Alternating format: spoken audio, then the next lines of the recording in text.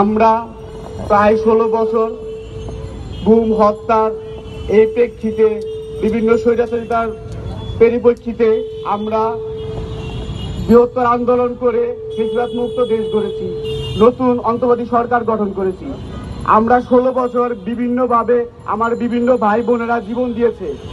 এই নতুন স্বাধীন দেশে যদি আবার পুনরায় এইরকম হত্যা হয়, কিলিং হত্যা, পরিকল্পনা মাফিক হত্যা হয়, তাহলে আমাদের স্বাধীনতার মূল স্বাদটা পাবো কোথায়?